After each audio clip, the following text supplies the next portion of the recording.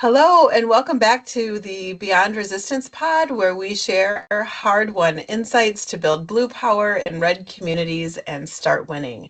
I'm Sarah Schultz. And I'm Jennifer Austin. And today we have another special guest. And she is Serenity Hope Salak. And she is a substitute teacher in Saginaw. She's a lifelong Michigan resident who now lives in Saginaw. And she is currently a Democratic candidate for the Michigan Senate District 35 here in the Tri-Cities. And I think even though I asked you how to pronounce your name before we got on here, I still did it wrong. That's okay. A lot of folks do. So welcome to the pod, Serenity. Yeah, welcome to the pod, Serenity. And is there anything else that I didn't list in that bio that you would like to tell voters about yourself, and that they should know since you're running? Well, the there's I'm not your typical candidate. Like I grew up in Beverly, like I grew up in a trailer park, and I grew up on food stamps. I grew up on Medicaid, and then once I was able to go to college, I didn't even know that it was a possibility for me. And then, like, I had a really good guidance counselor that told me about like loans and financial aid and choosing a major. And then I was able to get into MSU, and I got a political science degree. And then I went on to get a master's degree in public administration. I was geared up and ready to go to law school. I had deferred a scholarship. It was a half tuition scholarship based on my LSAT scores to go to law school. So, like, I like to joke that my tail takes you from the trailer park to law school dropout, and it's kind of there's just a lot in between too. There's always going to be little nuggets that folks will find out about our life experiences when you're running for office, and I'm open to y'all asking questions about any of those. I went in on to do 11 years of casework at the Department of Health and Human Services. I did welfare administration. And then when I couldn't, when I knew I could no longer put a Band-Aid on society's woes, like I thought maybe I could go prevent society's woes. So I started substitute teaching in the hopes of getting a teaching degree. Well, there's some red tape there, and I didn't get one, and I didn't want to go back into debt because my public student loans had been forgiven. And so I had stayed on staff as a substitute teacher for these last couple of years now. I also worked in an EI room doing emotional impairment work where we help kids to, I want to say, make friends or learn to share.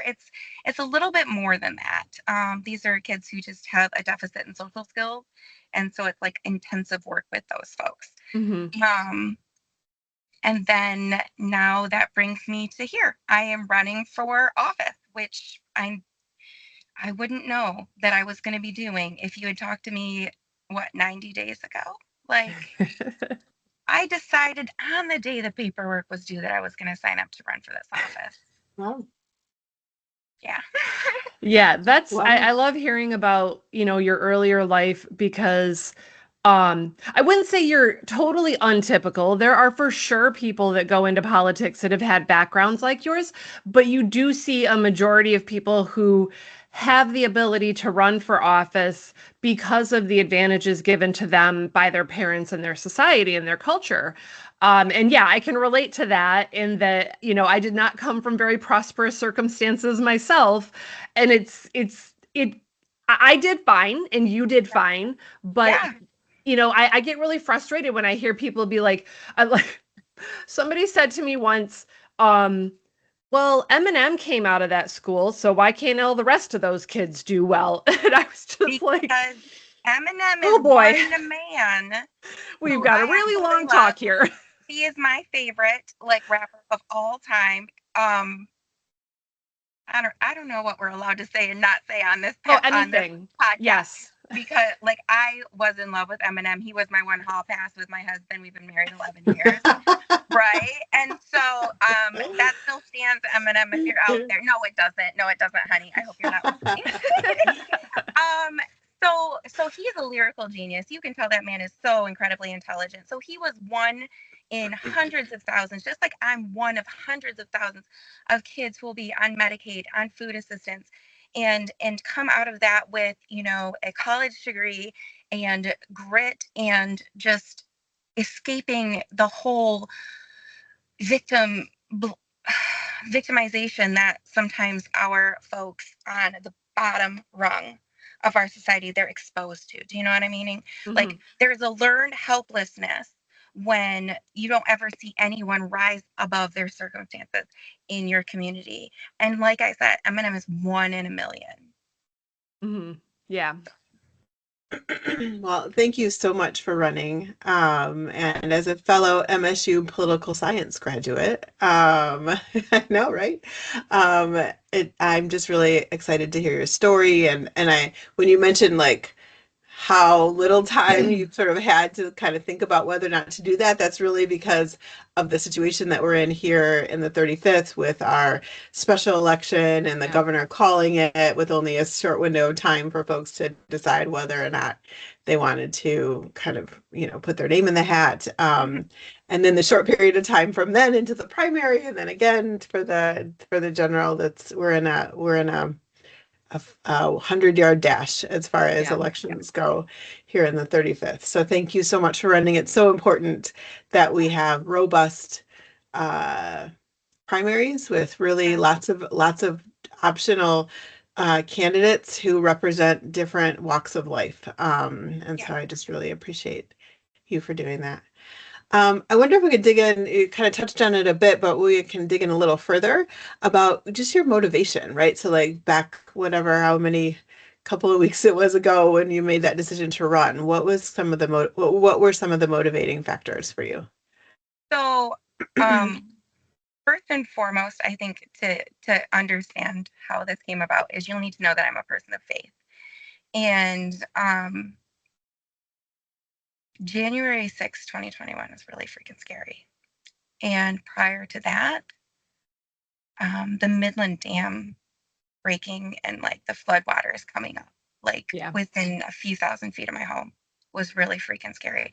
I had never gotten on my knees and prayed before, but I got my whole family into the living room as we're watching the coverage and got us in a circle and I prayed and I felt comfort and I knew we were going to be safe. And then the insurrection happened, but I didn't feel scared in the moment. No, that's not true. I felt scared right away in the moment, but then I prayed and comfort came. And I knew that, it wasn't too late. We still had time to fix this, right? It never feels like it's ever too late. Like I believe in second and third chances, like 7 times 77 chances, guys. Like as long as you're willing to make progress, I am right there with you. Like, and I will cheer you on the entire way. That is the youth group leader in me. That's the mother in me. That's the teacher in me. That's the caseworker in me. I have been showing up and lifting people up since I started my career in casework some 15 years ago, and probably even before that in ways I don't even know or understand. So after the insurrection, I got really into gardening because we all need an escape, right?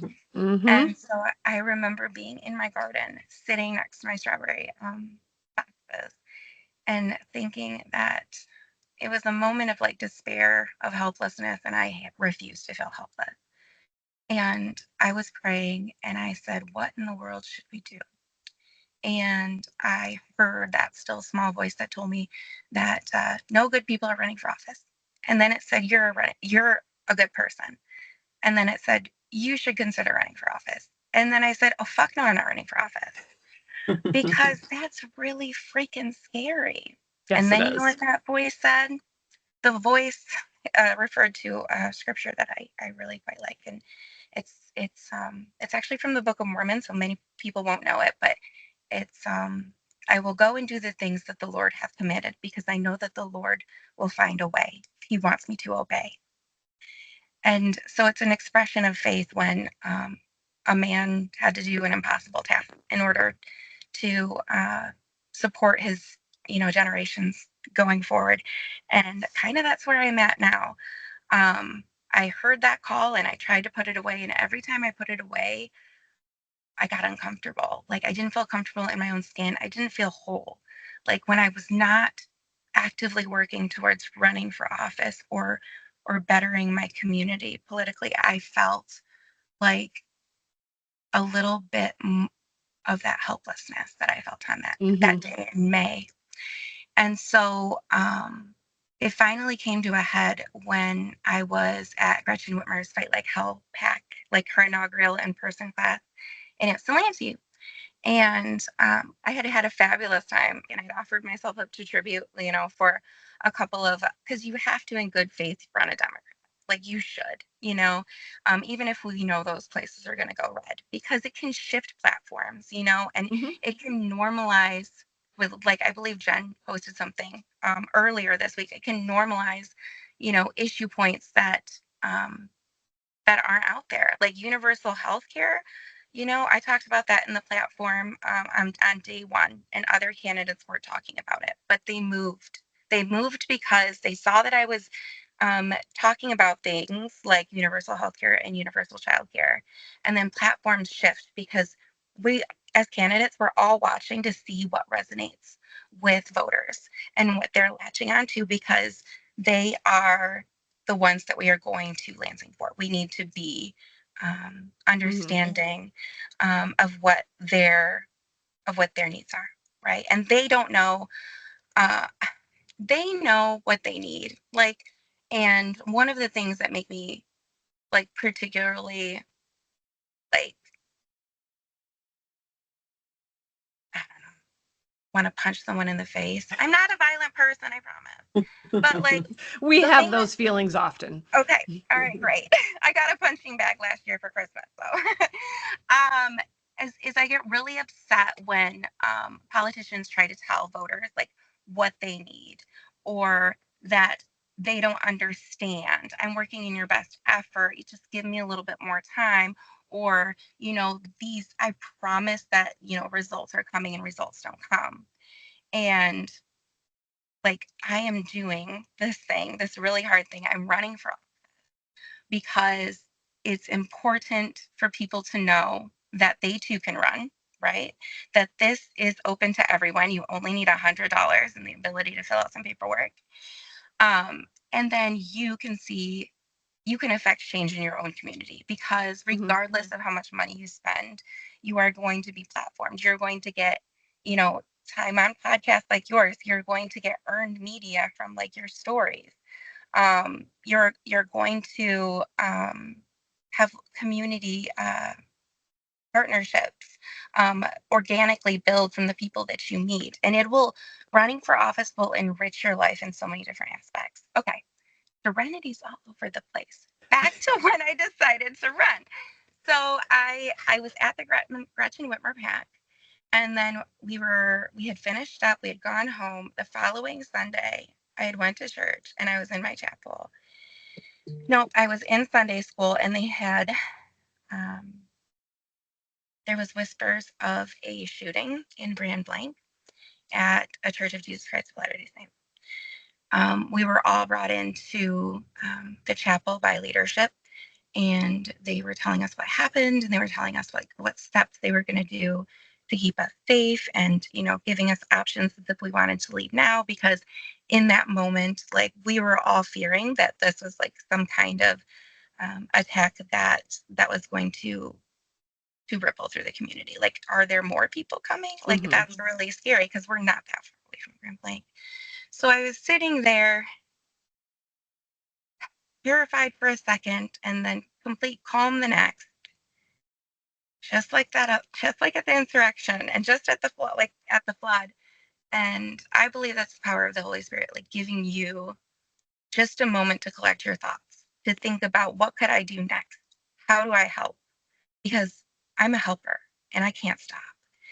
And that's how I wake up every morning, knowing that the world is shit right now, but it might not be shit tomorrow, as long as I wake up and I do something to help someone.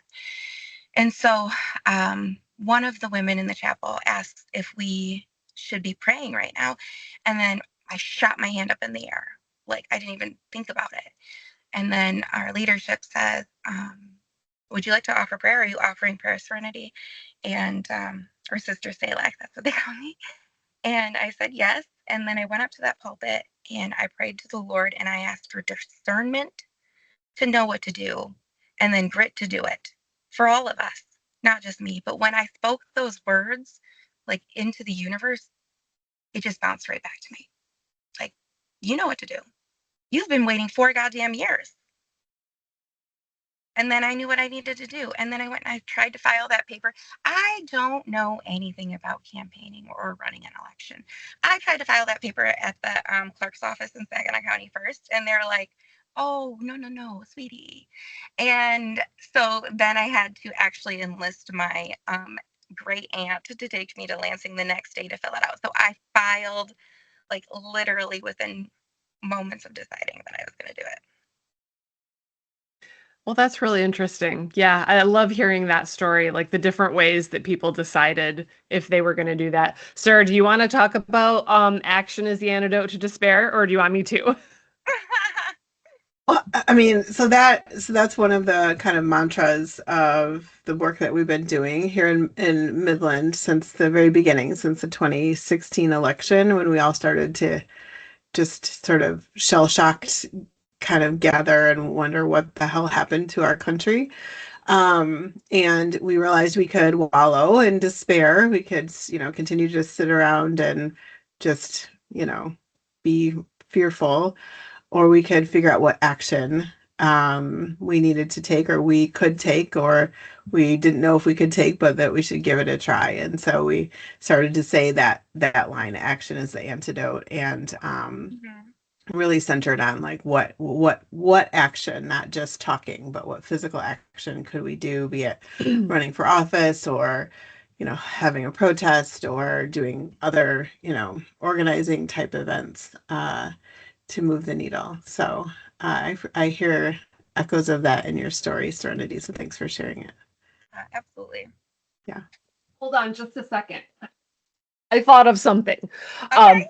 I'm a book person. So if you get a chance, since you're new to politics and you don't know a lot about like running, I would read Represent. It's by June Diane Raphael and Kate Black, and it's a really good guide. It would not have told you that if your district goes out of your county, like it's not going to go into that much detail on Michigan stuff. But yeah, if you live in a district that touches more than one county, then you have to file in Lansing, which who knows that? Like I only know that because Sarah had to do that when she ran.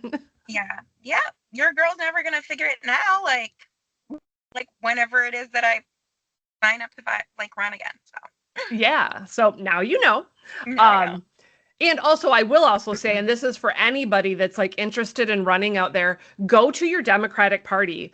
Any of the parties that are within that district, they would most likely offer you help. I don't want to speak for every party everywhere. I can tell you the Midland Dems will help you. And I'm pretty sure Bay and Saginaw offers, a little bit of help too to get you started. So just letting people out there know that if you ever want to run for office and you're like, I don't even know where to start, come to your local Democratic Party. We will get you at least on the right path. Yeah, right. Like, I wish I had gone at least once before I decided to run as a Democrat. I went to a meeting 3 weeks after I filed to run, and you're right. That definitely opened doors as to what to do next, and meeting volunteers and making those relationships. Those for sure. So you stated on your Facebook page that you're not running to win, and also, and this I thought was so adorable, you mentioned a song that your daughter said made her think of your campaign, and it's called "Burn the House Down." Yep. Can you tell us about that? Why is that song relevant? And if you aren't running to win, why are you running? Okay, so here's the thing. I'm running to win because inaction isn't an option for me. Like I didn't feel comfortable in my skin. I didn't feel whole when I was sitting still. So that is why I'm running. I'm running because I am taking this opportunity to be the change I want to see in the world. Like there are people out there who are willing to run, who are just scared to get started. And if they see somebody who, like me, is, kind, gentle rainbows and butterflies, and they come out on the other side alive, how much more empowering is it for them to then try to, put their name in the hat to run? And like, I am making ripples. I am shifting platforms. Other candidates weren't talking about universal childcare or childcare as economic infrastructure until I entered the race. And it was at the labor forum where I first got to meet all of the folks and then actually talk with them. And that message resonated through that labor forum. And then it was picked up and it has traveled through to other progressive candidates on this race. I love that okay, just an aside. I love that I'm running my first campaign on hard mode, like limited time. I know nothing and I've never been to a party meeting. It'll never be as hard as it is right now. And I need to remind myself of that daily because sometimes it gets real damn hard. Yeah. Yes. I have not personally run for office, but I've been around when Sarah has, and I've seen how hard it is. Is it a little bit harder to be around her? No, she's not the problem. It's like just all of the campaign, Yeah. Well, my husband will say, I have a few more mood swings, but oh my gosh, social media is not for me, guys. I can't wait to be off social media. That's the first thing I'm looking forward to, like when this is all done and said. I love what you're saying about like if you can show other folks that they can run too, and like that your candidacy shifts things regardless of the outcome. Um, it shifts things in big ways and small ways for sure. And I can remember like a year or so before I ever thought about running for office, I knew a person who had run for school board in Freeland, and and she lost. And I said to her, "Man, I'm really sorry that you lost." And she just said, "It was the most wonderful experience of my life." And I was just like, I mean, and her just saying that to me was just really impactful in my future sort of decisions to run or not. Like, oh my gosh, what a badass to run for school board in Freeland. They take their school board probably very seriously. Yeah. So okay, so you didn't quite answer. So you talked about why, but I want to know why burn the house down is relevant. Why'd your daughter pick that for you? Because, all right, I'm mouthy, all right, and running for political office is a great outlet for me. It lets me be mouthy about the things that I need to be mouthy about. Actually, I'm not mouthy about anything that doesn't need to be mouthy about. I am one of just those people who cannot stand in the face of social injustice and do nothing. Like, so when I started campaigning, I told my daughter that things will be hard and mom won't be around, and like there's a possibility that people will try to embarrass mom or even make up lies about me, and maybe kids will tease you at school. Like all of these things could happen and maybe I could get hurt, like physically hurt. And then I had to go to my husband, and like this is the political climate that we live in, so I think it's important to me to be real about the things that I had to talk to my family about. I told my husband people will say rude things. They will question everything about every inch of my body. And, they will likely threaten sexual assault. These things happen, right? And that's the political climate that we lived in. And I said, sweetie, what are you going to do if somebody threatens me online with sexual assault? And he goes, kill them. And I go, no, sweetie, no, that's the wrong answer. I'm glad we're having this talk now. Right? Because I wanted to prepare my family. So I prepared my family for that. And my daughter was scared. My son was scared. My husband was scared going into this because they knew how bad things could get. But I don't think I spent enough time telling them how good things could get. Right. And that's the mistake I made there. But when I started coming home with stories to my daughter about what was going on and how we were succeeding in these small wins, like, childcare is now, affordable childcare is now something that all the candidates are picking up. Oh, now I saw a commercial and Pam is saying universal childcare. I felt like I won the election right then. I jumped up and down. I was like, my platform issue? Somebody who is playing to win, has picked up a platform issue of mine. I don't even have to go to office. I don't even have to go, and I won. Like that is real victory when your platform issues are getting picked up and then taken to Lansing and getting pushed through. Like that's real victory. Like you did the hard work and it's paying off. And so we were listening to that song on the way home, and I had just shared like a comment I had posted on Facebook or something about how like we can fix the system, we can change the system. You just have to have like patience. You have to give grace, and you have to have courage. Like courage, patience, and grace. And accountability. Those are the things. Those 4 little things will fix everything in this entire political system of ours. And that's what I mean, or that's what I think she means when she says this reminds her of that song, because that song talks about how, am I going to keep quiet? Am I going to just keep making jokes? Or am I going to get up and am I going to do something? And am I going to change the way we do the whole goddamn thing? And that's what she's talking about, I think. I love that. Yeah, I just think a lot about how we live in this country where we are the richest. We are a rich country financially, in people, in resources, in know-how, like the things that our ancestors have done. There is no reason that we cannot have enough for everybody and we cannot make a life that's worth living for everybody. And that's just kind of where I'm at with politics, is like that needs to be what we're trying to do.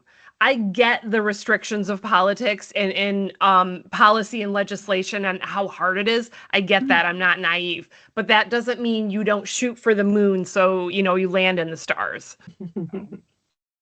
So I wanted to ask you about another post on your social media, which I loved. It had the words, "When cruelty becomes commonplace, kindness becomes radical."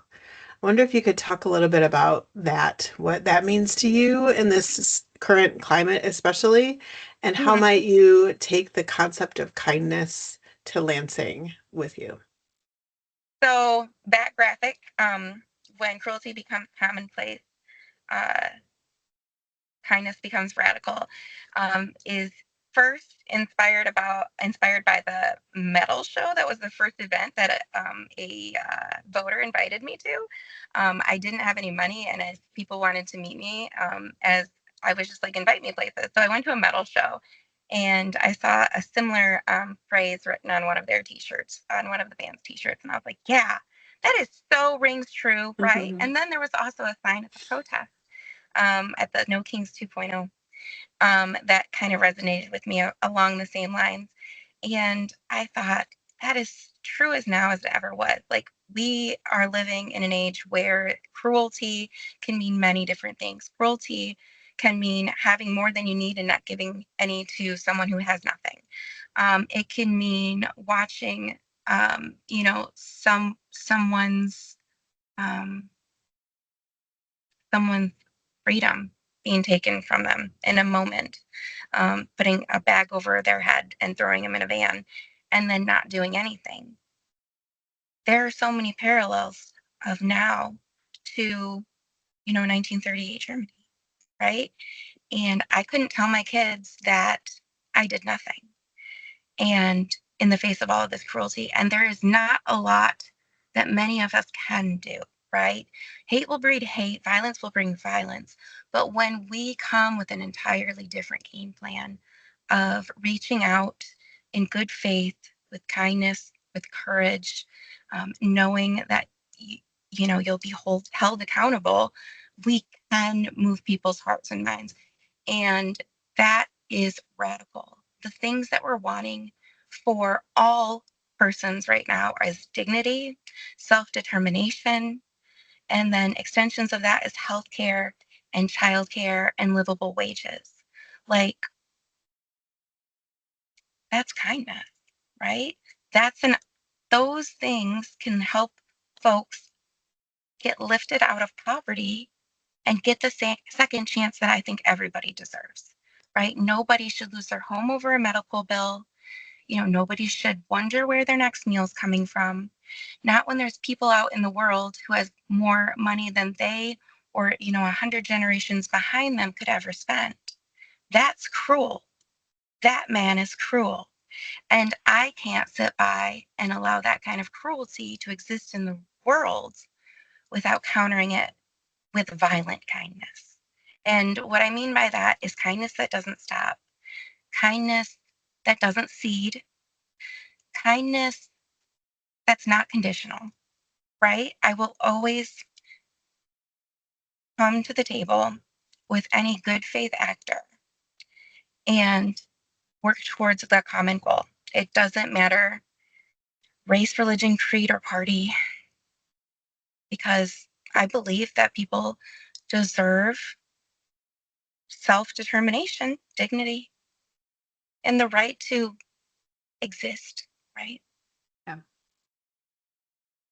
Yeah, very much so. That's something I've been thinking about a lot lately, is sort of a change in culture. And I think we've had this whole like rugged individualism is a culture that has been pervasive in American history. Whether it's true, it's still been part of the culture, the virtues that have been upheld in America. And also on top of that, the meanness of the Trump era, that has all shifted our culture in a very specific way. And I Yes. really feel that there's a lot, and I am not one of those people that I believe in radical love and radical kindness and radical empathy. I really do. But if you fuck around, you're going to find out. So, I'm not one of those people that's just going to be like sweet and kind all the time. Oh, no, no, no, no. But yeah. Because, So yeah. but I think we have a lot of work to do to shift our culture to see collectivism and this radical love and radical empathy as virtues, as opposed to rugged individualism and just being a mean person because, it's funny or something. And another part of that's like something that like Sarah and I have been doing as far as culture shifting. A big part of our audience is working to build progressive power in areas that haven't always voted blue. What's one piece of advice that you would offer to people trying to shift that political power in their own communities? Challenge every primary. That's it. Challenge every primary. Even if you're not going to win, you can change the conversation, you can shift the platform, you can make those connections, and you will learn so much about your community. I, for not for 1 second going forward, will regret this run.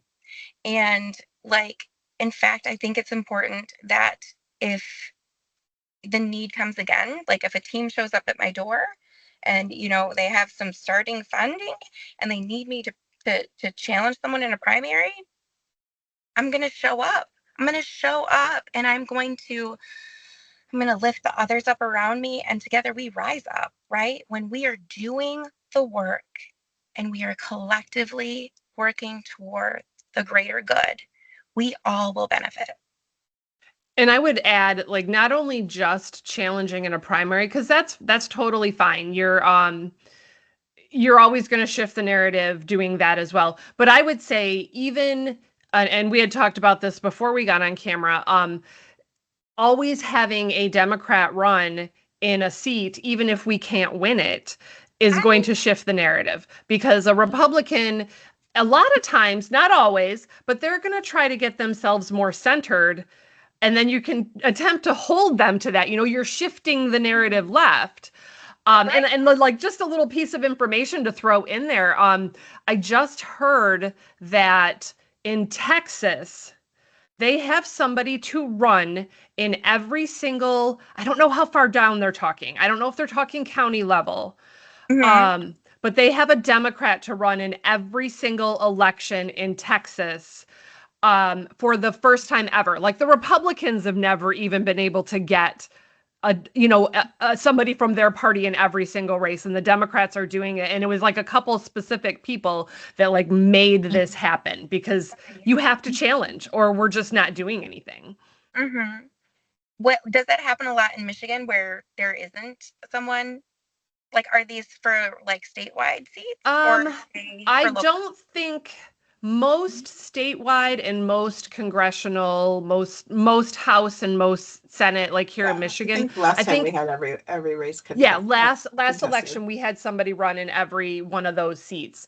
Now down ballot, when we're talking county, like last election was the first time that we have had Democrats run for every county commission seat in Midland County because Midland's very red. Now the city, we have a lot more space for people to run as Democrats, but it's a lot harder in the county, so it's just been hard to find people that are willing to do it. Yeah. Well, sign me up. Yeah, that's especially true in those county level, not just county commissions, but like county-wide seats like clerk or prosecutor or sheriff, those kinds of things are more likely to go uncontested. Yeah. Not always, and I think it's a good strategy to not let that happen. And so there are folks that are working through that. But I believe that Michigan, down to the state house level at least, had every race contested last time. So. I met somebody at the fight like hell who was doing something similar. I think he was actually part of the House Republicans, making sure that every single district or House Democrats, you mean? Yeah. Was his name Michael Waller? Probably. I'm really bad at names. So, or yeah, Cody, so could have been Cody. Or Cody Vitale, yeah. They're all people that work in the Democratic Party that we've encountered. Okay. Yeah, so they had told me a little bit about how at the state level that they're trying to do that, but I didn't realize, I guess, that it was such a problem at the local level. Yeah. So, Serenity, our last question is always just a fun question to kind of end with.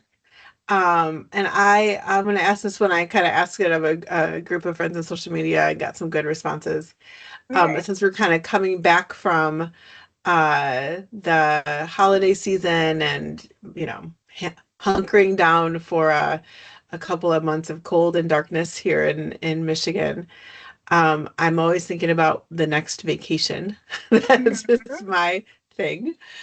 So what I want to know is, if you had to choose, you only get two options. Okay. And you had to choose, so you can't say both or neither. Which is what I said online. I know so many people did. They totally disregarded the rules, but I'm going to be firm on the rules this time.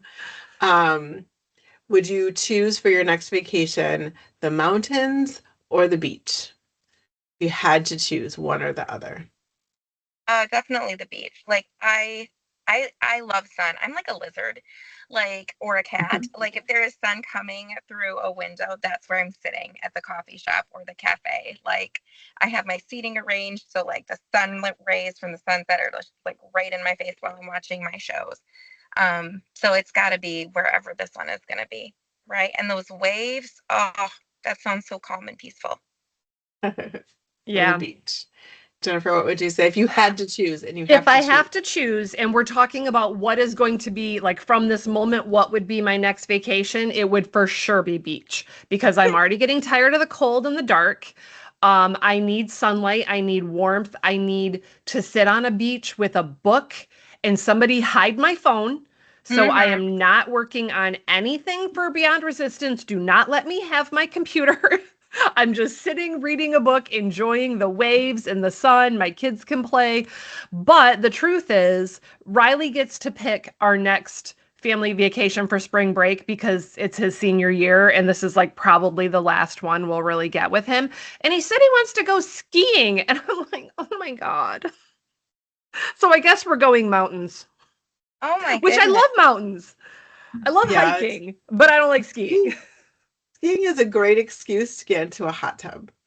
Exactly. There you go. Yes. Well, I'm going to pick mountains. I love the ocean. I love scuba diving and being in the ocean. I do not love the sun. I feel like I've spent my whole life trying to avoid a sunburn. I mean, have you Me seen too. me? Like, I am a walking sunburn.